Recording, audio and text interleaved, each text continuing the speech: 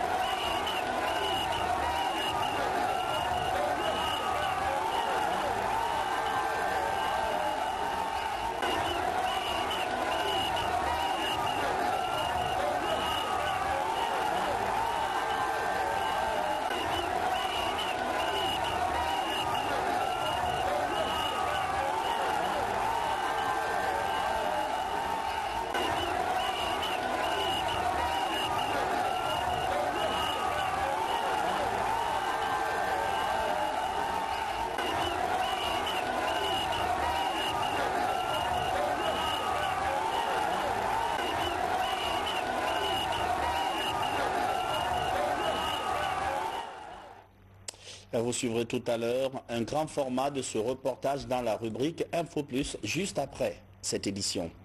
Le symposium à l'honneur du défunt ministre de l'Éducation Denis Galema Guilavogui. Ce matin, le chef de l'État a rendu un vibrant hommage à cet homme sage et cultivé décédé le 23 octobre dernier. Plusieurs personnalités du pays étaient mobilisées pour ce rendez-vous. Sanassi Keita. C'est ce mercredi, le 23 octobre 2019, que Denis Galema Guilavogui a tiré sa révérence des suites de maladie à l'âge de 77 ans.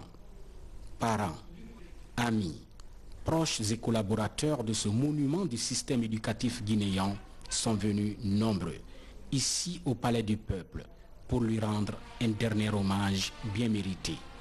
Parmi eux, Le président de la République, Prosper Alpha Condé, en compagnie d'une importante délégation. Au cours donc de ce symposium, plusieurs personnalités qui ont côtoyé cet ancien ministre de l'Éducation nationale témoignent. Galema,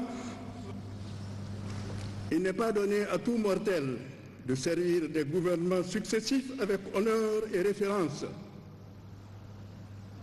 Tu as su le faire avec humilité, humanisme, efficacité et patriotisme. Durant les difficultés de la vie de la nation, au moment des attaques rebelles répétées dans la région forestière, tu as su garder les liens ombilicaux avec cette région qui t'a vu naître, grandir et évoluer. C'est ainsi que le village de Fassangoni, en guise de souvenir et de reconnaissance, a bien voulu baptiser son école à ton nom. Je témoigne donc devant le peuple de Guinée de l'intérêt qu'il avait envers la culture, l'excellent éducateur qu'il a été, mais l'excellent ministre qu'il a été aussi. Et je prie Dieu que le service qu'il a rendu au pays, à la fois la Guinée et la sous-région, que cela soit récompensé par le paradis dans l'au-delà. Le président de la République, très attristé par la disparition de cet homme qui a œuvré pendant plusieurs années pour la réforme du système éducatif guinéen, garde de merveilleux souvenirs de cet illustre disparu. Nous avons eu à collaborer et il venait souvent échanger avec moi à Marcory. Ensuite, en tant que membre de la coordination de la forêt, je me suis entendu très souvent chez lui et nous avons beaucoup travaillé pour renforcer l'unité de ce pays. Donc c'est une grande perte, non seulement pour la communauté Thomas, la forêt, mais pour toute la Guinée et pour le corps enseignant. Le ministre Denis Galema Guilavogui sera inhumé ce vendredi 1er novembre 2019 à son domicile au quartier Taouya. Il laisse derrière lui une veuve et 4 enfants. Les Échos du 1er novembre, l'armée guinéenne fête le 61e anniversaire de sa création. Dans les garnisons, c'est la fête et le moment de faire le point sur les réformes engagées au sein de la Grande Muette. Dossier 1er novembre, d'abord au camp Almami Samori Touré, sergent-chef Lamine Sana Camara de la presse militaire.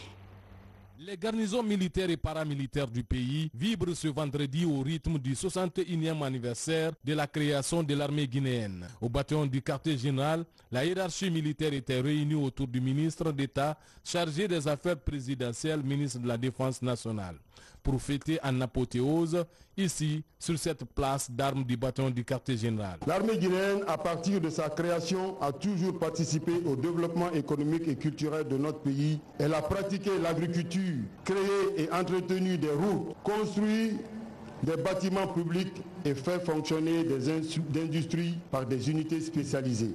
Aujourd'hui, nous sommes fiers, et je dirais même très fiers, de l'armée guinéenne, de ce que l'armée guinéenne est en train de monter à la face du monde, c'est que c'est qu'une armée. Nous demandons à nos braves soldats, nous demandons à nos braves militaires de continuer sur cette forme de combattant.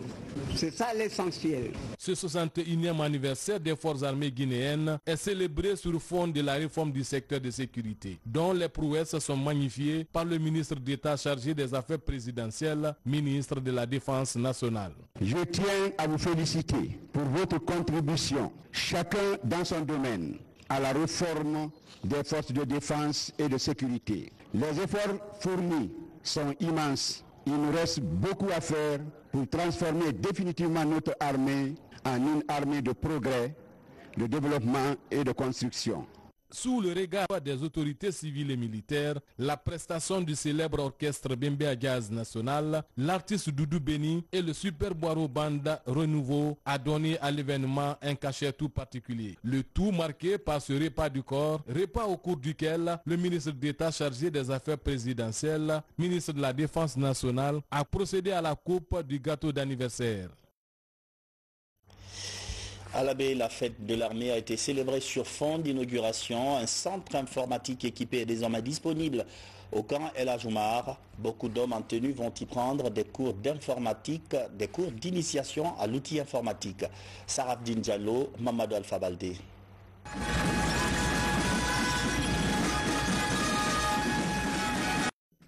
Ce 1er novembre, l'armée guinéenne célèbre avec fierté son 61e anniversaire.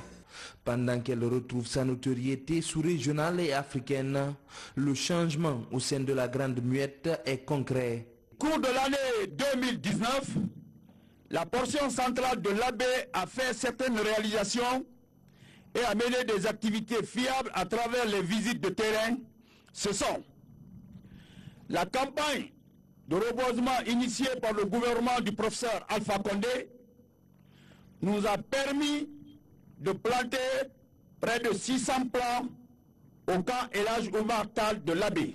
Face à la menace djihadiste, à la recrudescence du grand banditisme frontalier, nous avons pris toutes les dispositions pour le renforcement de la patrouille mixte le long de nos frontières sur instruction de la hiérarchie militaire. Le président de la République a octroyé 40 motos à la 2e région militaire pour assurer la mobilité des militaires le long des frontières. La poursuite de la construction de la clôture du camp El Ajoumar Tal. La construction de 2 salles, celle des fêtes et de l'informatique pour la troupe. En marge du défilé classique au camp El Ajoumar Tal de l'Abbé, ce centre informatique flambant neuf est inauguré. Il servira à renforcer la qualification des soldats dans le domaine des nouvelles technologies, aujourd'hui indispensables dans les armées modernes. Nous vous souhaitons une très bonne et heureuse fête et vous donnons l'assurance qu'au nom de ceux-là que je représente à la tribune, au nom de son Excellence, Monsieur le Président de la République, soyez fiers de la tenue et défendez cette fierté en offrant à notre population le meilleur de vous. Je vous félicite. La réforme a donné des fruits. Nous sommes aujourd'hui sollicités partout pour défendre l'intégrité territoriale et le bien-être des territoires voisins. Avec les efforts du gouvernement, l'armée guinéenne monte progressivement en puissance dans l'ordre, la discipline et la volonté de faire partie du concert des armées dont l'exemplarité est reconnue de tous. Direction Zérékoré où la célébration a mobilisé les différents corps militaires et paramilitaires représentés dans la région. Une communion des compagnons d'armes autour de cette date désormais historique. Les échos avec Mohamed Saliou Paye et Lancé Kamisoko. Les festivités marquant l'an 61 de la création des forces armées guinéennes au camp Béanzin de la 4e région militaire de Zérékoré ont débuté par la revue des troupes. Elle regroupe les cadres régionaux, préfectoraux et communaux, représentants du système des Nations Unies, la société civile, population de Zali fortement mobilisée. L'occasion pour les autorités régionales de louer les mérites de l'armée guinéenne. Aujourd'hui, l'armée guinéenne, plus que jamais engagée dans un processus de réforme, est en train de regagner sa place au sein de la hiérarchie des grandes armées mondiales, afin de jouer pleinement son rôle régalien d'armée républicaine, apolitique, respectueuse des droits humains et soumise légalement à l'autorité civile pour un développement socio-économique harmonieux du pays. Après avoir rendu un hommage mérité aux pionniers de l'armée guinéenne, le commandant de la 4e région militaire du pays a procédé à l'inauguration d'une stèle en la mémoire de Feu Béanzin, le résistant panafricain du Dahomey à la pénétration coloniale dont le camp porte le nom. Il fallait l'immortaliser, c'est les raisons pour lesquelles nous avons fait la statue. Les festivités sont une opportunité pour les responsables des différents corps de rappeler le rôle régalien de notre armée nationale et surtout des changements opérés dans la modernisation de nos services de défense et de sécurité. Tout ce que je demande aux policiers, c'est le respect de l'éthique et de la déontologie. Et à la population, d'être toujours auprès de la police. Nous ne sommes pas leurs ennemis, nous ne sommes que leurs partenaires. Donc il faut qu'il y ait cette cohésion. C'est pourquoi il y a eu cette doctrine de police de proximité. On est toujours dans notre mission régalienne, protéger les personnes, leurs biens et traquer les hors de la loi. La fête de l'armée, c'est aussi des démonstrations des différents corps militaires et paramilitaires agrémentés par la prestation des civils dans le cadre du renforcement des relations civilo-militaires dans la région forestière. Au compte du ministère de la Sécurité et de la Protection civile, c'est la CMIS numéro 1 de Cameroun qui a servi de cadre pour les festivités. Les cadres officiers, sous-officiers et hommes des rangs se sont retrouvés autour du repas du corps pour marquer la fête. Morikaba. La police nationale, comme tous les autres corps militaires et paramilitaires, fête les 61 ans de la création de l'armée guinéenne. L'occasion a été mise à profit par les hommes en noir de partager avec le ministre de la Sécurité et les cadres du département le repas du corps. Je voudrais rendre grâce à l'armée guinéenne de toutes les missions qu'ils ont eu à accomplir à travers le monde et particulièrement en Afrique dans le cadre de la libération des pays africains et le travail qu'ils ont abattu dans le cadre de la sécurisation de nos frontières et de l'intégrité du territoire. Quant à la police nationale, puisqu'elle est une composante des forces de défense et de sécurité, c'est de leur exercer des missions régaliennes que la Constitution ou les lois guinéennes les ont conférées, c'est-à-dire celles que la sécurisation des citoyens et leurs biens. La mission assignée au service de sécurité est la sauvegarde des personnes et de leurs biens. Pour la réussite de cette mission, le ministre en charge de la sécurité appelle à une synergie d'action entre les populations et les services de sécurité. C'est pour partager avec eux dans un esprit patriotique et fraternel cette fête autour d'un repas de corps, pour leur signifier toutes nos félicitations, les félicitations du gouvernement, du chef de l'État. Il faut que les jeunes dans les quartiers participent à la mise hors d'état de nuire de tous les malfrats, de tous les criminels, de tous les bandits de grands chemins qui se terrent dans nos quartiers, en donnant des informations fiables à la police. La célébration de l'an 61 de la création de l'armée guinéenne a permis au cadre du département de la sécurité et de la protection civile de réévaluer les actions menées en 2019. Économie, l'actualité tourne autour d'un document. Il vient d'être présenté à Conakry. Le manuel traite de la procédure du contrôle financier. L'idée, c'est d'instaurer une discipline budgétaire dans la sphère des finances. Mamadi Gassama. La meilleure exécution des dépenses publiques de l'État est un défi que les autorités en charge des finances et du budget comptent relever désormais. Pour matérialiser cette noble ambition, la Direction nationale du contrôle financier s'est dotée d'un manuel de procédure de contrôle financier. Ce document de référence, qui sera mis à la disposition de tous les contrôleurs financiers du pays, vise à leur fournir des informations relatives à l'exercice du contrôle des dépenses publiques au cours de l'exécution budgétaire. C'est les contrôleurs financiers qui contrôlent la régularité des dépenses qu'effectue l'État. À ce titre, on ne peut pas le faire dans l'anarchie, chacun de son côté. Donc, on avait besoin d'un référentiel pour que tout le monde effectue le travail de la même façon. Désormais, les dépenses seront contrôlées par les contrôleurs financiers conformément aux prescriptions des lois et règlements. On ne peut pas avoir une fonction sans disposer des manuels de procédure. Et donc là, pour la première fois, les contrôleurs financiers auront un référentiel sur lequel ils pourront chaque fois se référer sur chaque type de dépenses qu'ils ont à contrôler. Et au bout du compte, on va améliorer l'efficacité de la dépense publique. La professionnalisation de la fonction du contrôleur financier en Guinée relève de la volonté des responsables en charge de l'économie et celui du budget qui s'engagent dans la voie qui mène vers l'amélioration de l'exécution budgétaire.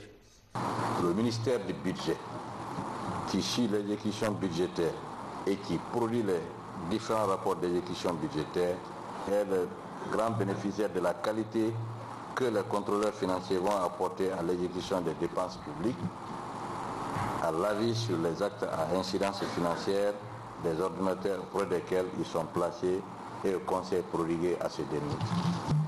Ce manuel de procédure couvre un large périmètre car il est adossé à la fonction traditionnelle du contrôle a priori de conformité et de régularité, tout en encadrant le visa des actes à incidence financière. Pour sa mise en œuvre, la Guinée bénéficie de l'appui technique et financier du Fonds monétaire international et de l'Union européenne. Avec cette nouvelle réforme, la Guinée marque des points dans la moralisation des dépenses publiques. Et puis ce communiqué de presse, le procureur de la République près le tribunal de première instance de Dixine porte à la connaissance des familles des victimes des manifestations du 14 octobre 2019, à savoir Mamadou Lamarana Ba, Tierno Sadou Ba, Mamadou Karfa Diallo, Mamadou Aliou Diallo, Tierno Amadou Diallo, Abdoulaye So, Tierno Mamadou Khalil Diallo, Ousmane Keita, Boubacar Diallo, Abdou Wadid Diallo et Tierno Mamadou Diallo, qu'une enquête de police judiciaire a le lendemain été ouverte contre X pour meurtre au niveau de la brigade de recherche de Kipé. Dans le cadre de la dite procédure, des réquisitions ont été délivrées au chef de service de la médecine légale de l'hôpital Ignace Dine à l'effet de déterminer les causes de la mort des personnes suscitées en application des dispositions de l'article 117 du Code de procédure pénale. Les rapports d'autopsie ont, ce vendredi 1er novembre 2019, été communiqués au parquet. Les familles des victimes peuvent, dès lors, se présenter à l'hôpital sino-guinéen où les corps seront mis à leur disposition en vue de l'inhumation. Le procureur de la République tient à rassurer les familles des victimes que l'enquête entreprise sera menée avec rigueur. Aussi se joint-il à leur douleur pour exprimer sa profonde compassion. Conakry, le 1er novembre 2019, signé Sidi Souleymane Ndiaye. Deuxième titre de l'actualité ce soir, Conakry abrite la deuxième réunion du Conseil des ministres de l'Alliance Smart Africa. La rencontre permettra aux représentants des États membres d'examiner les textes liés au fonctionnement de l'instance. L'objectif est de faciliter la maîtrise des télécommunications sur le continent. Mamadou Salouba. Dans la marche vers l'unification de l'Afrique, l'intégration des télécommunications est l'un des facteurs de rapprochement des communautés du continent.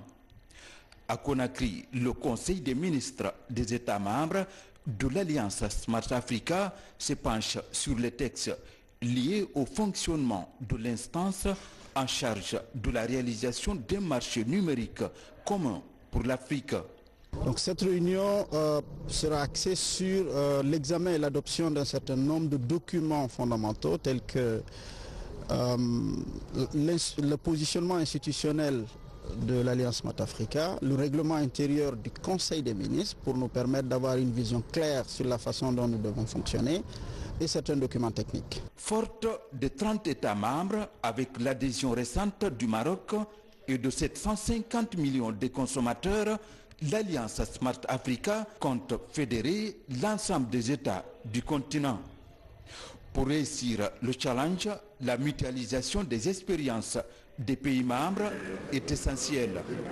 Les pays membres de l'Alliance sont pour chaque pays en fait des ambassadeurs, des porteurs de projets spécifiques. Au Bénin, nous avons 2 projets phares, l'un sur les villes du savoir, les villes d'innovation et un autre récemment sur l'identité digitale.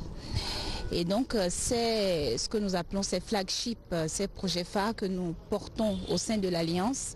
Nous allons en faire en sorte que les autres pays bénéficient de notre expérience relativement à ces projets. Tout repose vraiment sur le TIC qui est la technologie de l'information et de la communication. Alors si nous harmonisons les lois entre nous déjà, ça fera déjà un grand pas sur le chemin de l'intégration africaine. Créée en 2013 par seulement 7 chefs d'État africains, l'Alliance Smart Africa est en passe de couvrir l'ensemble du continent. L'ambition est de rapprocher les peuples africains et accélérer la réalisation du vieux projet de l'unité africaine. 600 millions de francs guinéens pour équiper le centre de perfectionnement du ministère de la Communication, un don du PNUD composé de mobilier de bureau et d'outils informatiques. Ce matin, c'était la cérémonie de remise en présence de plusieurs hauts responsables du département. Mabadi Ternaka Misoko. Après un temps de balbutiement, c'est le début de relance effective du centre de formation et de perfectionnement du ministère de l'Information et de la Communication. À cet effet, le PNUD met à la disposition de ce centre, qui a formé de grands noms de la presse nationale, un important lot d'équipements. Le don d'une valeur de plus de 600 millions de francs guinéens est composé de mobilier de bureau et de plusieurs autres matériels. La cérémonie mobilise anciens ministres, journalistes et partenaires. C'est le lieu pour moi, Monsieur le ministre, au nom de la Direction générale, de rendre un hommage mérité à l'institution onusienne pour son appui précieux au centre de formation. Ce don est composé d'ordinateurs portatifs et bureautiques, des tables de conférence, des meubles de bureau, d'écrans plasma, de réfrigérateurs, de climatiseurs, des chaises visiteurs, des sonos et vidéoprojecteurs. La salle de formation avec son équipement neuf qui abrite la présente rencontre est l'illustration la plus plausible de la portée de l'appui du programme des Nations Unies pour le développement. Le geste de l'institution onusienne est le premier fruit de la dynamique média, formation et performance lancée il y a 3 mois par le département de la communication. Une action dont la finalité concourt à la professionnalisation des professionnels de l'information. L'ambition est partagée par le PNUD qui entend appuyer de toutes ses forces la démarche. Le rôle des médias, d'une manière générale, est fondamental dans ce dialogue, dans cet échange, dans cette interaction. Et c'est la raison majeure d'un appui du PNUD et du système des Nations Unies aux actions de communication et d'information. Le deuxième aspect, c'est que le gouvernement a défini une feuille de route de très grande qualité. Et je pense qu'il y a une volonté de promouvoir des médias hautement qualifiés, représentatifs, et ça c'est un encouragement pour nous. Ce partenariat PNUD, ministère de l'Information et de la Communication, se veut plus concret et augure de perspectives heureuses pour les médias. D'où l'engagement du ministre Somparé quant à la capitalisation des acquis. Aujourd'hui, nous avons encore une fois de plus la preuve que les préoccupations du département de l'information et de la communication se croisent avec celles du PNUD en matière de développement pour la République de Guinée. Et c'est la raison pour laquelle le PNUD a bien voulu nous assister en offrant ce matériel d'une valeur de plus de 600 millions de francs guinéens pour renforcer la professionnalisation des médias, à la fois du service public mais aussi du secteur privé. Dans les prochains mois, le PNUD va accompagner l'organisation de la première journée nationale de formation et de professionnalisation des médias. Il est aussi prévu l'équipement et l'opérationnalisation du studio école. Tout un défi dans la collaboration PNUD ministère de l'Information et de la Communication pour un résultat probant. À bientôt un centre de sécurité automobile en Guinée. Des réflexions sont en cours pour accélérer sa mise en place. Parallèlement, il y a d'autres réflexions, cette fois-ci en faveur du rajeunissement du parc automobile. Le sujet intéresse plusieurs acteurs de la filière. Reportage, Mohamed Seyar Souma. Le secteur du transport routier est sérieusement affecté par la vétusté des véhicules en circulation. La Guinée est en passe de corriger cette anomalie, considérée comme l'une des causes des accidents et aussi de la pollution de l'environnement. Cette révolution obéit à une synergie d'action entre le département des transports et les partenaires techniques et financiers. De belles intentions sont annoncées par l'Union européenne, engagée dans un vaste programme d'appui au secteur du transport. C'est une assistance technique, c'est donc un appui de forme conseil, mais bien sûr nous serons là avec une oreille attentive pour les étapes qui suivent. Et surtout comme mentionné dans le cadre du CNESA, ce qui est déjà un projet qui s'inscrit dans notre programme d'appui. La mise en application nécessite d'autres instruments, et notamment la prime à la casse qu'il faut évaluer, les dispositions financières auprès des banques, les décisions au niveau du gouvernement, notamment l'exonération éventuelle des véhicules neufs qui pourraient être importés. Les deux parties sont conscientes des contraintes qui freinent le renouvellement et le rajeunissement du parc automobile. On cite un exemple, le manque de professionnalisme. Il faut vraiment que les transporteurs s'organisent en société ou en GIE pour pouvoir avoir accès au financement bancaire pour renouveler et rajeunir leur parc. Ça aussi, ça coince au niveau de l'inorganisation de la gestion du fret. D'après les données de 2018, le parc automobile totalisait 320 000 véhicules et la majorité a plus de 20 ans. Le renouvellement et le rajeunissement tant espéré concernent essentiellement les minibus, les autocars et les camions. L'opération cadre avec la mise en place du nouveau CNESA, Centre national d'environnement et de sécurité automobile à Kouria, préfecture de Koya. Le groupe Russal en faveur du développement local à Fria, la société assiste les populations de 14 villages de la préfecture. Le geste s'inscrit dans le cadre de l'assistance des miniers aux communautés. Moussa Bangoura. À Fria, Russal poursuit son appui aux communautés locales. Après la réalisation des forages, la compagnie assiste financièrement les populations des quartiers périphériques de la commune urbaine. L'idée est d'améliorer les conditions de vie des populations locales. L'événement d'aujourd'hui est une initiative de charité de la société à part des obligations que Russal effectue en plein volume en tant que l'investisseur responsable. Ce qui se passe aujourd'hui, c'est une supplémentaire pour renforcer le climat de la paix sociale et de l'harmonie. Au total, 14 communautés riveraines de la commune urbaine bénéficient de cette assistance financière. Toute une satisfaction pour les bénéficiaires. Nous remercions très sincèrement cette initiative en faveur des communautés et nous profitons de cette occasion pour nous engager à œuvrer pour une bonne et une sincère collaboration avec la société Friguia. Je remercie très sincèrement la direction générale de Russal Friguia.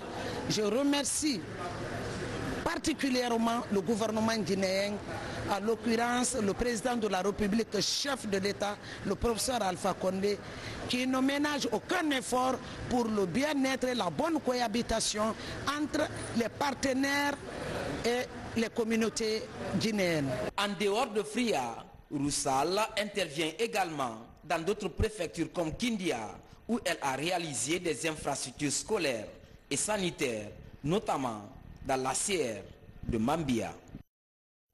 La lutte contre les zoonoses, une préoccupation pour le gouvernement guinéen. 3 départements ministériels se mettent au cœur du combat, l'environnement, l'élevage et la santé. Un document est produit pour servir de base à la sensibilisation.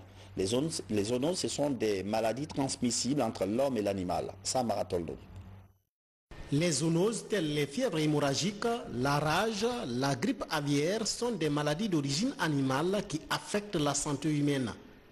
En Guinée, ces pathologies deviennent de plus en plus fréquentes selon les données du ministère de la Santé. Sur initiative de Breakthrough Action, les techniciens des départements de la santé, de l'élevage, de l'environnement et spécialistes en communication élaborent un manuel de communication. Le document va servir de guide de sensibilisation des populations sur les méthodes de prévention de ces maladies. En Guinée, il y a 6 maladies zoonotiques prioritaires. Et c'est pour ces maladies zoonotiques prioritaires que nous sommes venus développer des messages permettant aux communautés de comprendre ces maladies zoonotiques prioritaires. Et ces messages sont harmonisés justement pour que chacun dans son domaine utilise les mêmes messages. C'est-à-dire, le ministère de la Santé utilise les mêmes messages. Le ministère de l'Environnement, le ministère de l'Agriculture, le ministère de l'Élevage. Ainsi, les communautés qui sont ciblées ne sont pas perturbées par des messages variés venant d'une organisation à l'autre. Cet outil de communication, une fois adopté, va servir de bréviaire à tous les acteurs engagés dans la lutte contre les maladies causées par les animaux. Ce guide c'est pour le pays, c'est pour l'État guinéen. Ça va être utilisé par tous les acteurs dans le cadre de la communication en faveur du changement social et du comportement vis-à-vis de ces zoonoses en Guinée. On attend le changement des comportements des gens. Quand je prends par exemple la rage. La rage, en fait, c'est un problème de comportement des humains. Quelqu'un qui a un chien sur lui, qui ne nourrit même pas son chien, qui l'abandonne, qui le laisse aller agresser les voisins, ou même qui constitue un danger pour sa propre famille, cela c'est un problème de comportement. Il faut donc pouvoir passer des messages à ces gens ces messages doivent d'abord informer, comme on le dit, il faut informer ces messages. Ensuite, ces messages-là doivent, si vous voulez, permettre un changement de comportement chez les gens. Et ces messages-là doivent aussi indiquer qu'est-ce qu'il faut faire pour ce changement de comportement. La conception de ces documents est l'un des plans stratégiques de communication de la plateforme One Health ou Une Seule Santé. Cette plateforme multisectorielle de lutte contre les différentes maladies est mise en place par le gouvernement guinéen depuis la fin de la maladie à virus Ebola. Ce communiqué du ministère de l'Hydraulique et de l'Assainissement. Le ministre d'État, ministre de l'Hydraulique et de l'Assainissement, porte à la connaissance des citoyennes et citoyens de Conakry que la journée de participation citoyenne à l'assainissement de la ville de Conakry, dénommée Conakry Ville Propre, aura lieu le samedi 30 novembre 2019 de 6h à 11h. Cependant, cette matinée de ce samedi 2 novembre 2019 sera consacrée à la réception d'un important lot de matériel d'assainissement importé par la société Al-Bayrak dans le cadre de l'exécution du contrat d'assainissement de la ville de Conakry signé le 9 octobre 2019. Le ministre d'État, ministre de l'Hydraulique et de l'Assainissement, sait compter sur l'engagement citoyen de chacun et de tous. Fait à Conakry le 1er novembre 2019 et signé du ministre El Hadj Papakoli Kourouma. Dans les communes de Conakry, l'amélioration des services de l'état civil continue d'être un sujet qui interpelle. Plusieurs représentants des mairies de la capitale sortent d'une concertation. La rencontre s'est tenue dans la commune de Kaloum. Beaucoup de nouvelles idées ont été émises pour réformer le secteur. Bernard Tonguino. Depuis 2016, la Guinée s'est engagée dans le processus de modernisation de ses services d'état civil. 40 communes rurales pilotes en région forestière ont été ciblées pour la première phase. Les résultats de l'évaluation du projet sont partagés au cours de cette rencontre des chefs des services communaux et régionaux d'état civil. Alors l'objectif aujourd'hui c'est d'évaluer ce projet, échanger les conclusions et les recommandations afin de tirer le meilleur profit, afin d'identifier les points faibles et les points forts pour une meilleure duplication dans d'autres régions. Le projet d'appui à la modernisation du système d'état civil est appuyé par les partenaires au développement, notamment l'Union européenne et l'UNICEF. Des institutions engagées à poursuivre leur appui à l'État guinéen pour permettre l'enregistrement des naissances dans les délais légaux. Notre accompagnement va se poursuivre et nous allons toujours travailler en tandem avec l'Union européenne et le gouvernement de la République de Guinée à travers le ministère de l'administration du territoire et de la décentralisation. Ici, je me fie aux premières conclusions du rapport d'évaluation du projet que nous avons financé sous le 10e Fonds européen de développement. Donc, il s'agissait du programme d'appui sectoriel à la décentralisation et à la déconcentration, le PSDD, qui a donc financé notamment la réalisation du projet pilote Anzé-Récoré et à l'élaboration de la stratégie nationale de réforme et de modernisation. Les résultats sont plutôt encourageants, effectivement. Dans la région forestière, le projet d'appui à la modernisation du système d'état civil a contribué à une augmentation du taux d'enregistrement des naissances qui a progressé de 27% en 2016 à 54% en 2019. Et je reviens sur ce message du bureau de presse de la présidence de la République, les remerciements du président Alpha Condé suite à la mobilisation du 31 octobre 2019. Le président de la République, le professeur Alpha Condé, félicite et remercie l'ensemble des militantes, militants, sympathisantes et sympathisants pour l'impressionnant accueil qui lui a été réservé lors de son retour de Russie, Turquie et France le 31 octobre 2019. Le président Alpha Condé tient à magnifier l'esprit de paix et de discipline qui a prévalu lors de cette mobilisation et est globalement reconnaissant à l'endroit de la Codenoc et du gouvernement ainsi qu'à tous ceux qui se sont déplacés pour participer à cet accueil. Le professeur Alpha Condé félicite l'ensemble des forces de défense et de sécurité pour l'encadrement de cet événement. Le chef de l'État tient surtout à remercier les femmes et les jeunes qui ont tenu de 8h à 19h dans la discipline, la joie et la fraternité, à lui adresser différents messages par rapport à leurs attentes du moment. À l'ensemble de ces masses populaires de tout âge, tout sexe et toute ethnie confondue qui se sont exprimées ce 31 octobre par leur mobilisation ou par leur message, le président de la République tient à dire ceci, je cite, « Je vous ai entendu ». Fin des citations. Communiqué transmis par le bureau de presse de la présidence de la République. C'est la fin de cette édition d'information. Merci de votre fidélité à la télévision nationale. Bonsoir.